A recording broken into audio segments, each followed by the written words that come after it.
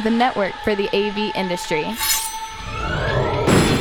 What are you listening to? This is AV. This is AVNation. This is AVNation.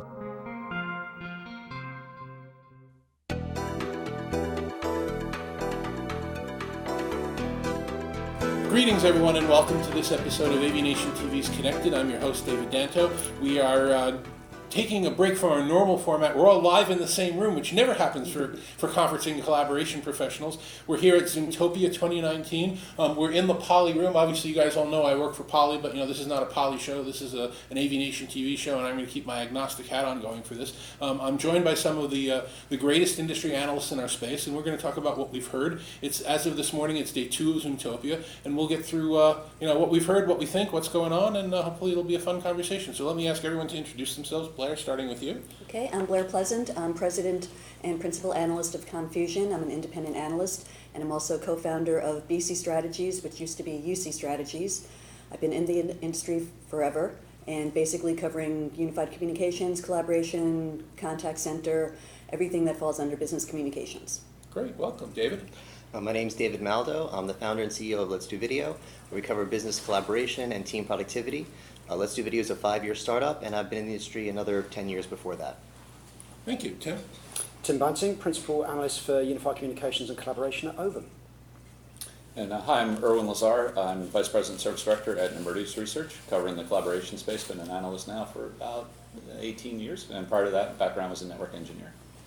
Terrific. Okay, so FYI, we're recording this thing on an experimental camera, which is right there, which is doing all the switching by itself for us. Obviously, I'm out of the frame. I'm sideways. And I've also got a camcorder recording in the back, so we have a backup in case the shot's weird, and I'll kind of patch it together going forward. But you guys should look at each other and look at that camera as we go.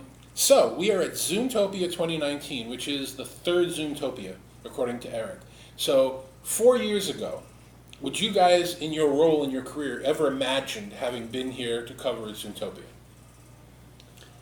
This is my first Zoom, so I think in those 4 years, seen such amazing progress, and it seems to have lost a lot of the competitors. I think a lot of the competitive gap has certainly got bigger. Seeing a lot more development with Zoom than I have with many others in the industry. I think that's top of mind for me, seeing the pace of innovation there. And the fact that they came out with Zoom Phone made a big difference for a lot of us.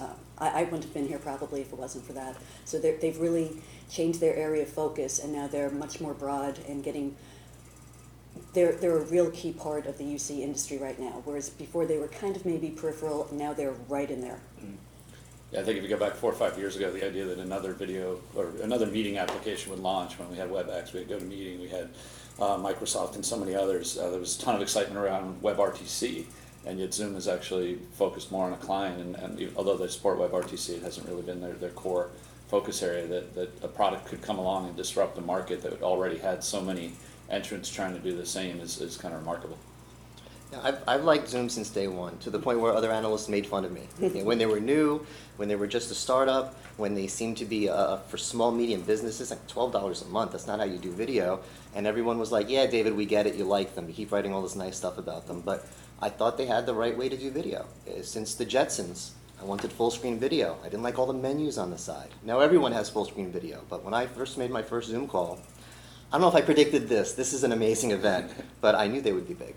Aren't those moments in our career cool, the ones where, 4 or 5 years down the road, you were proven right, and you get to go, that's just really amazing. Not enough of them, but I love it. Well, did anybody remember the numbers? I didn't remember them. He put it up on a slide yesterday. Eric did, the CEO, in the morning, of how the growth of the people just coming to the event. This event is how many times bigger than the first one? More than 2. I think it's about 2,600. I think it doubled every year. I think it doubled from 1 to 2 and 2 to 3. Would it be wrong for us to say, and I don't know what's fair, I'm trying to be fair, would it be wrong for us to say they're the leader in the space right now?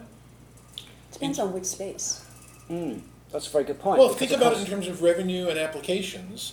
Does anybody got, the valuation, the breadth? Yeah, Microsoft.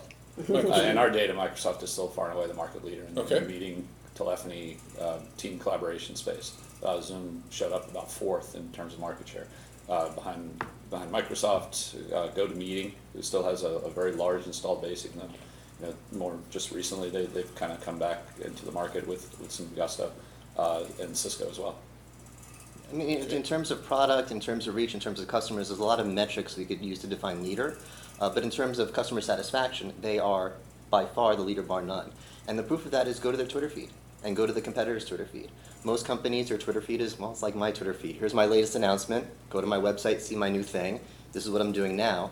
Zoom's Twitter feed is, and has been for years, retweeting customers saying, oh my God, I love Zoom. I just made my first Zoom call. This is all I'm going to use now. It's like no other company's Twitter feed, and as a metric, their customers just love them.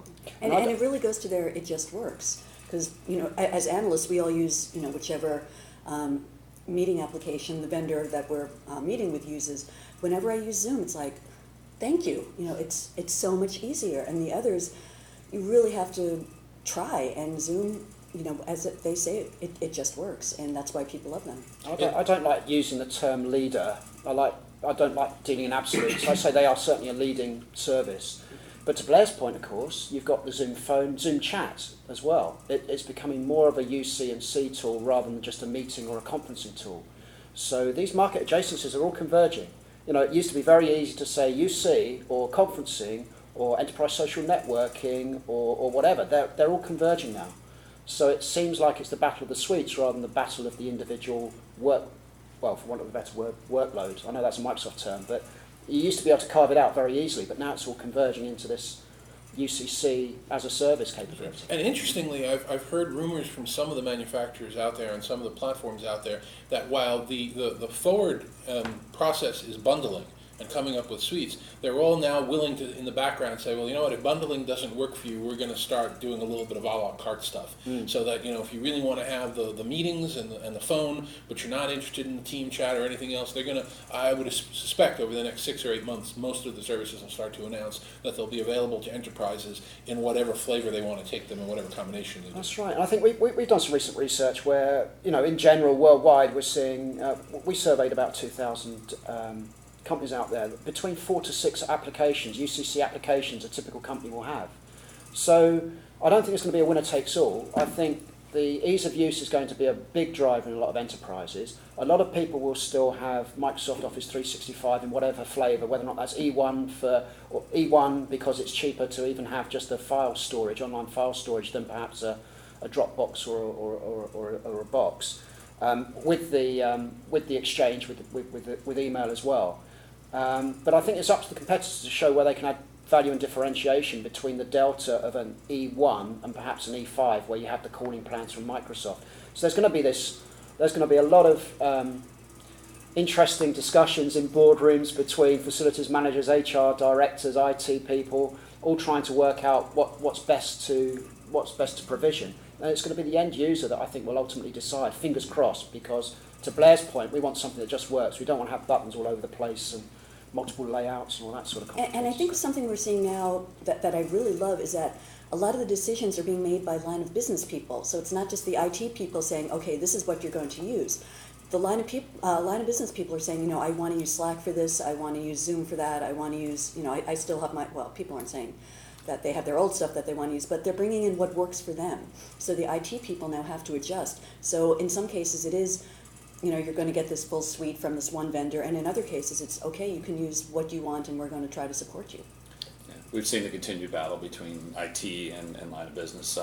The data we published earlier this year, based on about 645 companies, is that the majority are focused on single vendor solution from an IT perspective. So if it's not Microsoft or Google or Cisco, we don't want it. But the correlation with success, the companies actually saw a positive ROI for their collaboration investments. They were more likely to be using a best of breed strategy, where they were saying, hey, let's give Zoom a shot, or let's give another competitor a shot, because perhaps there's some benefit there in terms of improving efficiency, saving money, achieving revenue gains, or so on.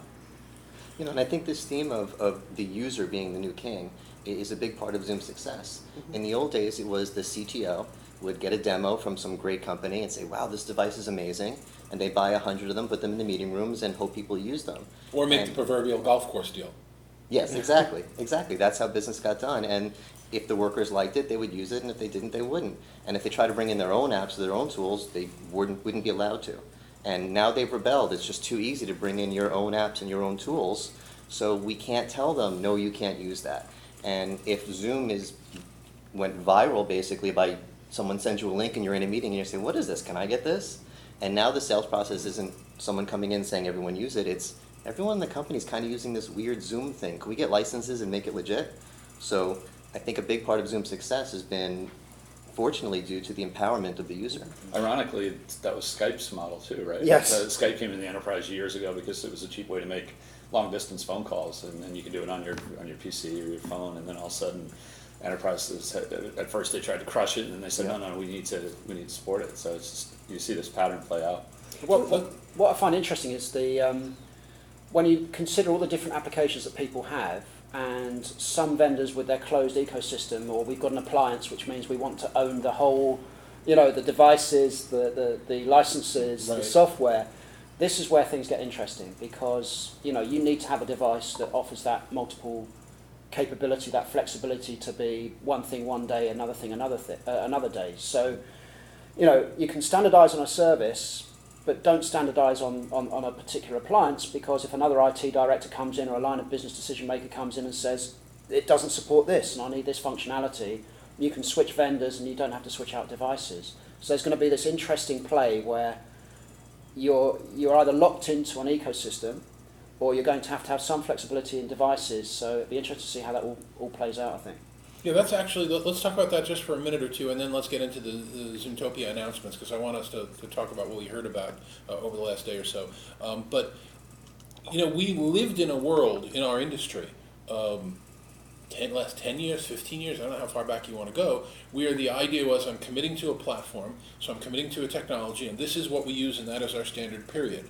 And I think we're at a point now where we're finally getting video and UC to follow what happened in the commercial telephony market, which is users don't care. Users are going to get a call from somebody that's using a different product or a different service, and it needs to work. So all of this, we're going to go brand X or we're going to go brand Y, and it's going to be just that and that's it because we've made our decision because we're never going to have an outside call, is being proved as ridiculous. And I hope that the industry is going to change, and there's going to be less of this issues with interoperability and more with the understanding that we're going to be in multiple clouds every day, 3, 4, 5 services, and we just have to be able to cope with that. Are you guys seeing that as well? Most definitely.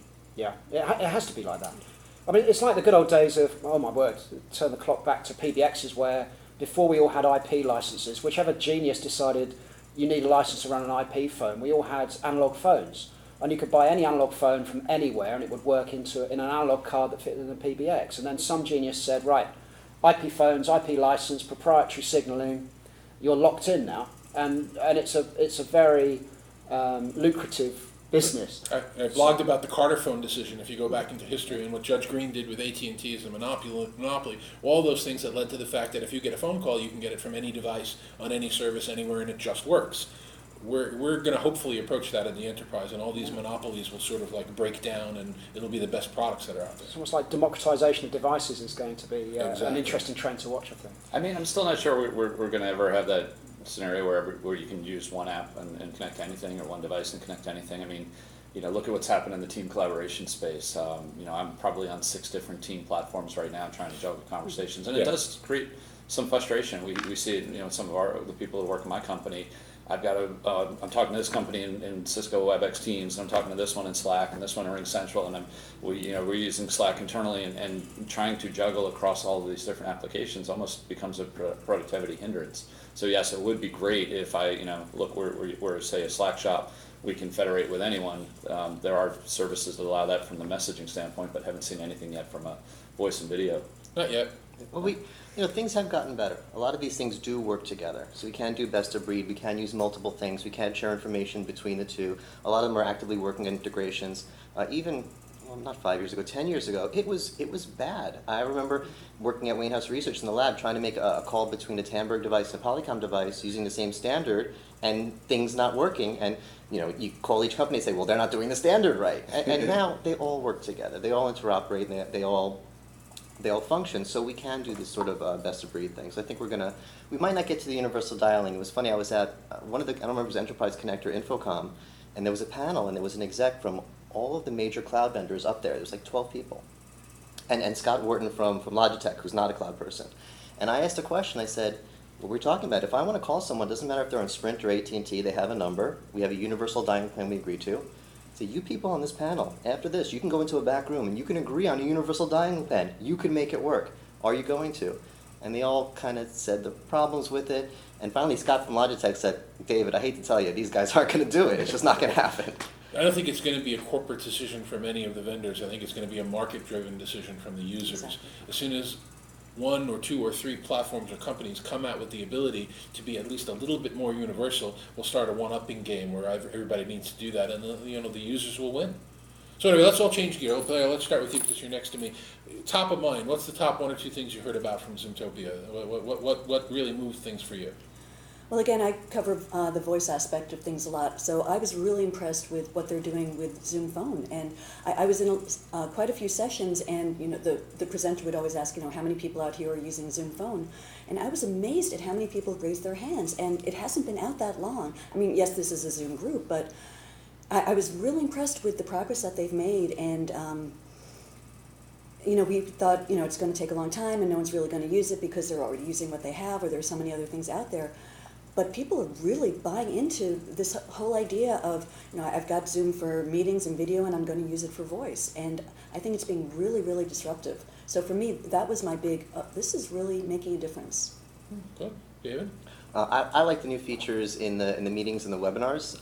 The green screen thing. They had green screen for a while, but now green screen without a green screen, moving backgrounds on green screen, putting your PowerPoints up there. I've been trying to do these things using third-party software, and it's something I figured out, but I can't recommend everyone do. It's tricky.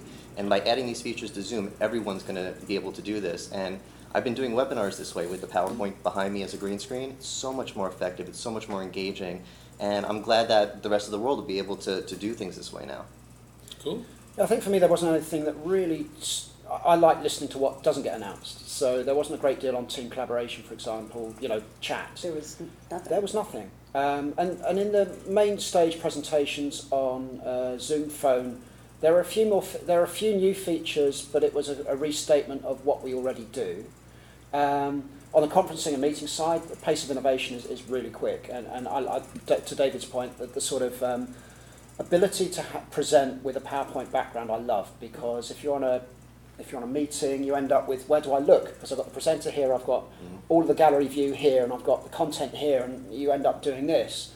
But I think it's going to be a lot more engaging for audiences, and they're going to be a lot more present within a meeting. So for me, it's the actual pace of the innovation, and leveraging a hyperscale platform as a service provider means that they don't have to worry about back-end infrastructure, while you've got other vendors that are still worrying about, we need to engineer this, we need to put time into engineering our back-end. Zoom can just focus on the things that matter, making things simple for the end user. Cool. All right. Yeah, I think there were two things that really jumped out at me. First was the launch of the room systems. So the Poly X series, neat. The changing of the architecture to where most of the room kits have been, let's put together a camera, compute power, a tablet, maybe a keyboard, maybe a remote in some cases, and we're kind of building a kit that has a lot of different components versus, again, to use Cisco as an example, their model had been more focused on let's put all the intelligence into the single piece of equipment that has the camera, has audio, has compute power built in. And we've done some research that shows that approach generally leads to lower total cost of operation because there's just less moving parts. So with Poly and Neat introducing a very similar system to the Room Kit Mini that Cisco introduced for their platform, you start to see that capability now rolling into the Zoom ecosystem, and causes probably some disruptions for Logitech and Crestron and some of the other partners that are out there. So that was one. The second one, going back to Blair's point, was around Zoom Phone. Seeing the interest, seeing the real world deployments. What we have seen for organizations specifically that seem to be adopting Zoom is the phone just becomes irrelevant. All of my calls now happen in Zoom, whether they're internal or external. So why do I need a phone?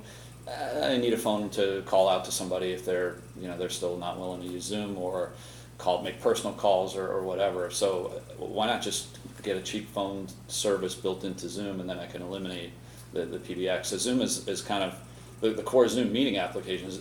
We think is replacing the phone system versus Zoom Phone replacing the phone system. Zoom Phone just becomes kind of that. If I really need to make a call out to the PSTN, I've got that capability.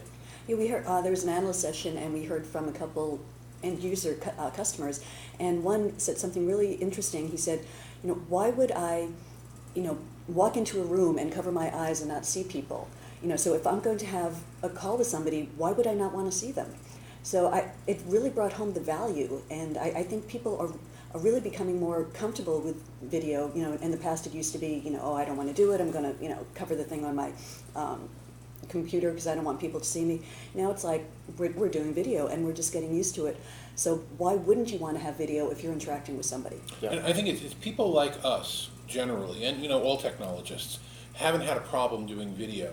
But a lot of the people that have been in the workforce for 10, 20, 30, 40 years were struggling with, I don't want anybody to see me today, or I don't look good on video or whatever. Honestly, I think a lot of that problem being solved is simply a lot of the people that have been in the workforce for a long time aging out. And a lot of the new entries have been living with video on their devices for years, and they're just not embarrassed by it anymore. There are some issues. I mean, our company uses docking stations, for example. So when you go into our offices and you put your laptop down, you've got no video at all because the webcam's closed. So, is your IT department going to go out and buy additional webcams to sit on your dual monitors? We really hope so. Well, yeah, I'm sure there's a lot of vendors that would like that. But there are some things like that. But I think there's a comfort level. And I think as people become more comfortable with seeing colleagues, they'll just say, well, yeah, I'll just throw my hat in and I'll switch on video as well. But I think it's taken a long while to get that comfort factor right. People thinking, do I look okay? Do I, it's weird because as everyone says, we all meet together physically, and it just seems weird that we don't online. Very strange. I think the generation gap is going away with video.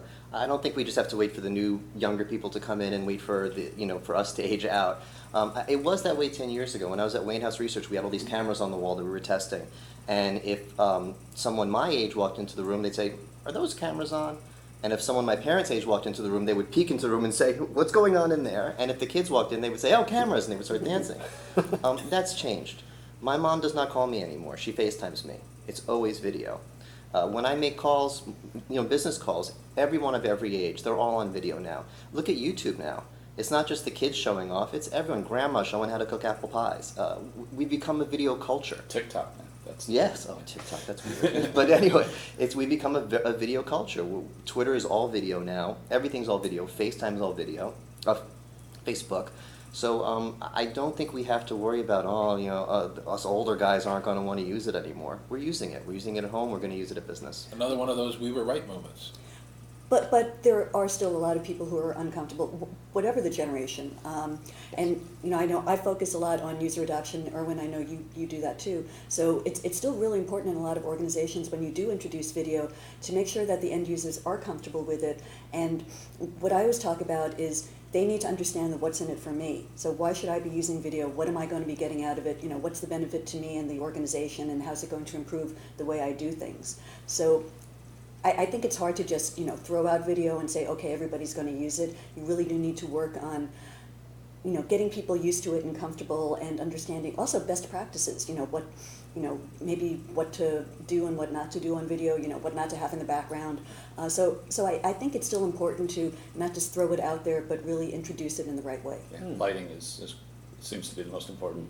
If you're sitting behind a bright open window behind you, it's just not a really As good you happen to experience. be sitting behind a window, the sun's coming up. That's too bright, yeah, but yeah. All right, so there were a couple of really significant announcements from partners that came out at the show, and I'm going to be really careful, and you guys know me. I'm speaking as the moderator of this show and not as the representative of a company that I work for. But we saw some old friends come out of stealth and talk about a product, and we saw a brand new relaunch of some of the Poly products. So why don't you guys talk about your opinions of those two incidents and how that's really going to change the Zoom concept, as you were talking about before, that it's no longer going to be. I love what my CMO said. She called it, we're taking Zoom away from the Tinker Toy solutions and putting them into some real good things. I love that expression. But what do you guys think? Break that down, and what are we hearing about with Neat and with Poly's announcements? Yeah, I think it goes back to what I talked about earlier, having that self-contained. I put one device in the room, I connect it to a monitor, I connect it to a power source, I connect it to the network, and I'm good to go. Is really groundbreaking from the Zoom ecosystem versus the kits that the other vendors have been offering. You know, I think what we are hearing from enterprises, one of the big frustration points is they're not just one service anymore. So sort of what we talked about. I may do a Zoom call in the morning. I may do a WebEx call in the afternoon. I may do a Microsoft call, you know, at night or whatever. That's where I think we still need to see the market evolve to that point where you give users the ability to do multiple services. And most of the vendors now, the only way they support that is if you have separate compute. You plug a laptop in, you have a PC in the room or something like that. Yeah. I think that what amazes me is the price points. I mean, so much technology. I mean, I'm glad I'm not paying for it personally, but for 2,000, 2,500, you can get a very, very feature-rich, capable product, you know, end of desk sort of video bar. It's really cost-effective. A lot of technology goes into it, with touch screens as well for easy room control. The amount of technology that gets put into these devices is incredible, and the capabilities. But we shouldn't also sort of just look at the hardware. We need to look at the underlying features as well. So, you know, the ability to block annoying noises, the sort of the fencing capabilities that you have, all of those features, that's where the next war is going to be. It's sort of, we've got this feature, we've got this AI capability, we've got this face recognition. You know, we used to say seeing is believing. You need to experience these things. You can't just go out and buy them, because you're going to be playing around with these for ages. You'll buy 3 different versions of the same thing. And then, you know, you really need to experience it. Right. Let's assume that the people that are watching this haven't heard the announcements. So rather than having me repeat them, why don't one of you guys just break down what we heard from Neat and what we heard from Poly, just very briefly, so that everybody's up to speed. I can start. So Poly introduced the Studio X series, X30 and X50, designed for, again, kind of single device, pop it in a room, a couple of plugs, and you're up and running. Supporting some of the Poly AI capabilities for noise cancellation and framing of users. Neat solution, very similar, at least from the room perspective, but more only a single solution for smaller rooms, as well as an interactive touch screen. Both touch screens, X30, single monitor, 4x Zoom, X50, dual monitor, 5x Zoom, stereo sound. They look physically similar, but you definitely need to experience them. And what about, you know, the reactivation of the Norwegian contingent in our industry? What about that? Interesting to see OJ back on the scene again. Quite a track record from that team. Yeah. So I think the real, you know, stars of the show was the Cisco ecosystem. It's in terms of the Cisco legacy. So you had Joe Burton, you had Eric, you had OJ. You know, these are all folks who 10 years ago were together at Cisco, and it almost from the Cisco perspective, you got to be sitting there going, we had all these people. Don't you know, forget what happened? Don't forget Eric. Eric, I mentioned Eric. Yeah, okay. And even Ron Trollope as a customer Ron, and an advocate of Zoom as well. It almost felt like the Cisco club. It was really interesting having Rowan talk about how great Zoom is, and you know, when he was talking as a 5.9 customer. So I just found that, you know, fascinating. But I think as far as the main difference between Neat and Poly and what they're offering, you know, the key is that they're both natively integrated to Zoom. So it just, you know, from the beginning it just works with Zoom. Whereas Poly, it's going to be more of a platform play. So it's going to work with Zoom, it's going to work with Microsoft, it's going to work with, you know, all these other meeting solutions. Whereas Neat is, you know, born from Zoom, and whether they're going to open it up and add more meeting services in the future is pretty unknown right now, and it sounds like, you know, maybe down the road in order to be competitive, but right now it is, you know, Zoom. Oh, because Zoom invested. Yes. And Zoom did invest, Yeah. So I think that's an extremely important point. It's the difference between a platform and a product, and a platform and an appliance. I've got my own views on which one's going to win out in the future. I'm more of a platform guy. And to Owen's point about, you know, we're seeing these sorts of things happening. We're looking at video operability in the cloud with PepSip and other vendors there. We're looking at Nextplane and Mio from a team collaboration perspective. It feels like the industry is ripe for these platforms of interoperability, but I really didn't expect it on the device level. I thought it was all going to be appliance all the way. So I think that platform plays an interesting.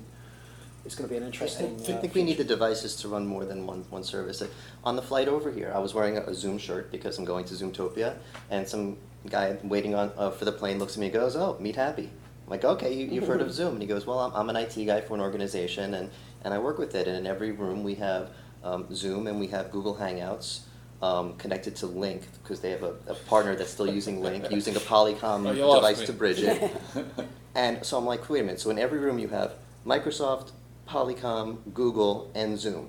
And he goes, yeah, yeah, this is my life now.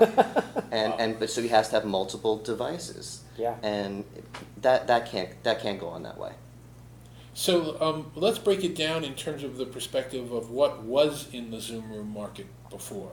There are a lot of players, a lot of partners, a lot of good ones. We shouldn't leave D10 out of it as well. They've also announced a new appliance. I don't want to leave no favorites here, but they the play was a funky touch panel, which may or may not be mounted on the wall, a teeny compute device, Mac or PC, a whole bunch of spaghetti wires, a display, maybe a camera, maybe a microphone, depending upon how it's put together. What's it going to do to the players in the market that are doing that? Has that been made obsolete already, or is that going to still hold a piece in the market going forward as these new platform plays come out, as these new appliances that are scalable for large enterprises? I mean, clearly, if you're a one-man band or an SMB, you may just have a compute in the room, or you may have your own notebook. But when you start to get into these room systems that are scalable, has the market just changed for Zoom? Oh. So, yes and no, I guess. If it's a company that's 100% committed to Zoom, and they are, we're just going to be Zoom from here on out, then, the Neat solution is probably one they're going to look at. But going back to David's point, there aren't a lot of companies like that. There are a lot of companies that have multiple meeting applications that have to interface with multiple ones. So if I'm putting Neat rooms out, what happens when somebody wants to do a call on Google Hangouts? So in those cases, I think you're still going to see a lot of interest in the systems that have compute, or that a lot of our clients have still laptops or Mac Minis or whatever sitting in rooms because they want to be able to go in and launch different clients. So I think that's going to be the constraint on a Neat type solution. Again, you have to be fully 100% committed to Zoom and not really have a good answer for what are you doing when that room needs to be used for a non-Zoom meeting. Yeah, I think we've seen a number of IT departments that have almost built their own solution because they want to have the switching costs lower. And by building their own components and selecting their own components, they can say, well, at least thank goodness we don't have to buy another screen, or a panel, or we don't have to buy another controller, or we don't have to buy another webcam. Oh, well, the CIO or the IT department says we're going to use this service now, so I need to swap this out. So, I think the reason why we've seen so much of a mess of components and complexity is because IT departments don't want to be caught by surprise if all of a sudden the service that they want is no longer, the service that they want. Yeah, I mean, like for example, Zoom getting blocked in China. All of their China customers or people who want to have conversations with China now need another solution. Well, if I only put systems in all of those rooms that only worked with Zoom, now what do I do? So exactly. I think that's going to be a risk factor for some. And as long as you mentioned that, we should mention that Eric said that he's got a resolution to that problem coming up right at the analyst session, that they're going to have a local community page that will work in China. It'll redirect if anybody tries to hit the U.S. page. And since they're doing that anyway, he said, well, we might as well now start marketing really heavily in China. So I think that was a surprise bullet, but hopefully it looks like he's dodged that pretty well. Mm. It's funny, things move so quickly in this industry. I still think of those kits that you say with the spaghetti wires, the old way that's so terrible. That's still new to me. I'm thinking the bad things, the old things, those old 264 systems that don't interoperate with anything, that you need an IT person to use the remote control to make the call. I've been doing evals of these kits, and I'm like, this is fantastic. There's 3 or 4 cables, but they're different colors, and you see which color each one goes into. It took 15 minutes to set up and wasn't great, and then I'm doing a Zoom call. This is new and wonderful, and all of a sudden now it's the old bad way to do. How quickly is this industry going to move on me? I can't keep up. Well, what's interesting? You remember when Acano came out before Cisco bought them? They were offering their interoperability bridge and engine as software or as hardware. Yeah. And it was much less expensive and smarter to install it on virtual machines as software, but most of their sales were hardware because it cut across towers within an organization. It cut across, I'm not the guy who buys the PC or runs the virtual machines. I'm the guy that's in charge of the room, where the real estate people are the ones that buy the screens in the room. So getting it to a kit that's a box that's in one person's tower is going to be easier than, I got to put in a PC. I need the PC guys, or the PC guys, and the Microsoft guys and the network people. Who's going to own the device when it cuts across multiple towers? Yeah. So by making it a box, it makes it a lot easier. And I wonder what's going to happen with a lot of the system integrators and the people who it's their job to install these rooms and make it work, because if it's so simple to do now, you just have this, one unit and, 3 cables or whatever. What's going to be the role of the system integrators and the AV people? Well, that's the reason why platforms are so important, because the service providers, if you can take Zoom's network statistics and you can white label them and you can start building intelligent sort of reporting, dashboards, etc., then as a systems integrator, you can build your own intellectual property or build something that's unique to you. So this is where platform players start adding value to systems integrators. They start thinking, I can own my own intellectual property behind providing reports or dashboards or insights, those sorts of things. The other thing that I find interesting as well, we've all been talking about calls and meetings. We forgot to mention that the Poly X Studio and Neat also provide casting, so I don't have to be on a call. I can just use a room for projecting, essentially, by a simple AirPlay or connectivity through wireless presentation, which means that huddle rooms are multi-purpose, thank goodness. You don't have to be on a call. You can just go in and present directly onto a screen. And the integrator's typical answer to what you brought up, Blair, is the idea that we're putting these systems in rooms that would not have had systems before. If you're doing a boardroom, if you're doing a huge auditorium or meeting room, there are still products. You still need the integrator. You still need all the complex programming. But what we're finding out is all the manufacturers, mine and other ones included, are talking about we want to build for the 80% of the rooms that didn't have technology, and then you're going to have some in the middle that honestly did go to an integrator, and there's a waste of money and time and expense because we can't handle it with a drop-in box. So that's on the on the bubble, but the integrators will still integrate the big rooms, and hopefully we'll fill in these smaller rooms with the new components that are coming out. Yeah, I think you're going to have some interesting IT departments. I'm just looking at what they look at the resume. How are you like at do it yourself? Have you sort of, what do you like at putting panels on the wall? I'm just wondering what sort of new skills are going to be insourced and which one's going to be outsourced. Because those huddle rooms, I don't like DIY. For me, when I pick up a hammer or whatever, it's destroy it yourself instead of do it yourself. So, I'd much rather pay someone to do it properly. We'll have to reuse that one. Yeah, I'd like to pay someone to do it properly, but I wonder whether or not how many of those skills will be insourced. These things aren't difficult to install. Or outsourced, or you make a big purchase at a large electronics shop, and how hard is it for their Geek Squad or somebody else to come in and hook up the 3 wires and say fine, buy. Yeah. So you're no longer going to these big bids. You're not just going to small mom and pop shops and smart techies that can walk in and do this. Yeah, stuff. Yeah, and the intelligence built into some of the systems is making it making it easier to install, so I don't have to worry about where I'm going to place microphones if the system has 25-foot range like the Polycom does, with the ability to do noise cancellation and pick up from different parts of the room. I just let my intelligence in the system do it. You don't need to install software. You don't need to log on. You turn it on. It wakes up in your platform of choice how you ordered it. So it is easier. So let's get to some wrap-up thoughts here. Before we do that, David, I know you're presenting today, right? So yes, 2 o'clock. Well, nobody's going to see this because it's going to run. You're going to have already presented, but just tell everybody what topic you're covering so they understand what's going on. It's going to be the next generation of webinars. What I liked in the keynote, for months now, I've been doing webinars using third-party software with Zoom that allows me to put my PowerPoint behind me and put videos behind me and present kind of like a weatherman, as opposed to a typical webinar where you're in the little box or not seen at all and doing a bullet point PowerPoint. And it's been a lot of fun for me. I think webinars could be fun instead of being something we really dread. And Zoom is making this happen by putting these features in, and that's basically what the presentation is going to be about. Cool. All right. So anybody's interested, you can email David at Let's Do Video, and he'll send you his slides and talk. Or jump in a DeLorean and go back in time and watch David on 2 o'clock. Exactly. Yeah. 2 o'clock today, but you will have seen this the next one anyway. Never mind. So this is the last part of this. I'm going to talk about the topic I love: the crystal balls. Take your crystal balls out. Let's assume we're at Zoomtopia next year. What will have changed in the industry? What do you think will be announced by then? What do you think was going to be the biggest impact of what came out this year? Predictions. Let's go in the other direction. I'll start with you.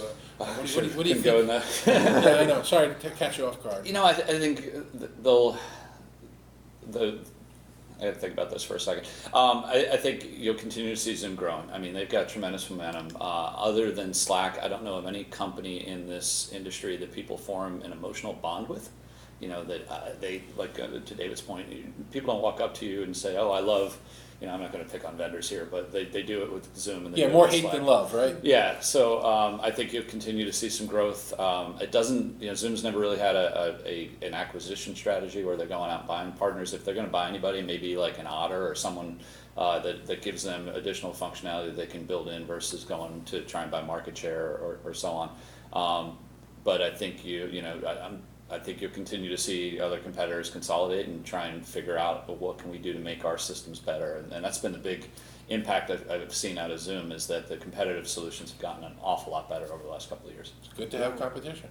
Yeah, that pace of innovation is just going to accelerate. And I think you're going to get a crisis of prioritization with other vendors that have got multiple feet in multiple camps and multiple solutions. It's, where do I put my engineering resources on my telephony platform that's on-prem or in the cloud or hybrid, or my conferencing? Do I do this? Do I do this? Do I support this platform and this platform and this platform? There's going to be a lot of traditional vendors that are going to be caught in this crisis of prioritization. And I think the pace of innovation is just going to accelerate with cloud-based services. So we're going to see this acceleration and breakaway from the innovators. And you innovate in the cloud, you use hyperscale platforms as service providers, you can do that because all you need to focus on is the end user and the functionality that they want. And yeah, to Ed's point, they don't have customers, they have fanatics. Yeah. It's great to see that sort of that real demand and that thirst zeal. for zeal. Zeal's the right word. Yeah.